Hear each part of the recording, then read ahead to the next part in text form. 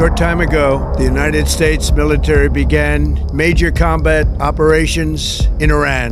বিশ্ব রাজনীতির মঞ্চে এক ভয়ানক সমীকরণের পদধ্বনি শোনা যাচ্ছে। পেন্টাগন যাকে এতদিন অসম্ভব বলে উড়িয়ে দিয়েছিল, সেই দুঃস্বপ্নই কি এবার সত্যি হতে চলেছে? ইরানের মরুভূমি থেকে কি ধেয়ে আসবে আমেরিকার মূল ভূখণ্ড কাঁপানো কোনো মরণাস্ত্র? এক চাঞ্চল্যকর গোয়েন্দা প্রতিবেদনে দাবি করা হয়েছে, উত্তর কোরিয়ার গোপন সহায়তায় ইরান তৈরি করছে তাদের প্রথম আন্তঃমহাদেশীয় ব্যালিস্টিক মিসাইল আইসিবিএম। খবরের শিরোনামে এখন রাষ্ট্রবিজ্ঞানের অধ্যাপক ও অস্ত্র বিস্তার রোধ বিশেষজ্ঞ ড ব্রুসি বেচটল জুনিয়রের সেই রিপোর্ট। 1945-এ প্রকাশিত প্রতিবেদনে তিনি সরাসরি আঙুল তুলেছেন তেহরান এবং পিয়ংইয়ংয়ের কৌশলগত অংশীদারিত্বের দিকে। বেচটলের দাবি, ইরান এখন কেবল আঞ্চলিক শক্তি নয়, উত্তর কোরিয়ার কাঁধে ভর করে তারা এখন খোদ ওয়াশিংটন বা নিউ ইয়র্ককে টার্গেট করার সক্ষমতা অর্জন করেছে।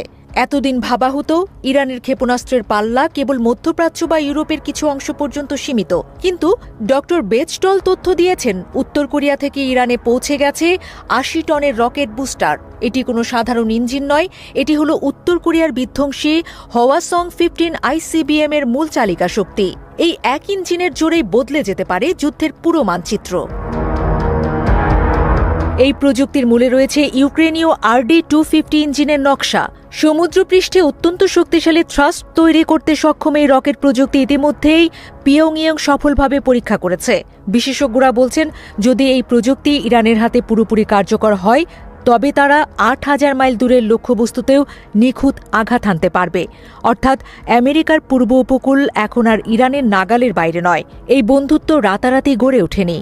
গোয়েন্দা রিপোর্ট বলছে, ২০১৩ সাল থেকেই এই দুই দেশের মধ্যে প্রযুক্তির গোপন লেনদেন শুরু হয়।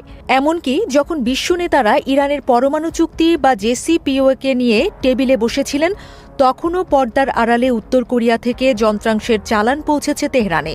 মার্কিন ট্রেজারি বিভাগ বারবার নিষেধাজ্ঞা দিলেও দমানো যায়নি এই নিষিদ্ধ সামরিক প্রেমকে। ২০২০ এবং ২০২১ সালের জাতিসংঘ ও মার্কিন গোয়েন্দা রিপোর্টগুলো এক ভয়াবহ সত্যকে সামনে এনেছে। জানা গেছে, পিয়ংইয়ংয়ের ২টি বড় অস্ত্র সরবরাহকারী প্রতিষ্ঠানের প্রতিনিধিরা বর্তমানে সরাসরি তেহরানে বসে কাজ করছেন। কেবল আইসিবিএম নয়, স্কাড, নোডং এবং মুসুদানের মতো বিভিন্ন শ্রেণীর ক্ষেপণাস্ত্র প্রযুক্তিও ধাপে ধাপে ইরানের হাতে তুলে দিয়েছে কিম জং উনের প্রশাসন। বিশ্লেষকরা বলছেন, রাজনৈতিক কারণে অনেক সময় পেন্টাগন এই হুমকিকে ছোট করে দেখেছে। অনেক বিশ্লেষক এটাকে কেবল তত্ত্ব বলে উড়িয়ে দিতে চাইলেও বর্তমান ভূরাজনৈতিক প্রেক্ষাপট ভিন্ন কথা বলছে। একটি দেশের শক্তি কেবল তার মহড়ার উপর নির্ভর করে না, বরং তার হাতে থাকা প্রযুক্তির পাল্লার উপর নির্ভর করে। আর ইরান এখন সেই মরণঘাতী সক্ষমতার একেবারে দ্বার প্রান্তে দাঁড়িয়ে। ড বেচটল তার প্রতিবেদনে এক চরম সতর্কবার্তা দিয়েছে।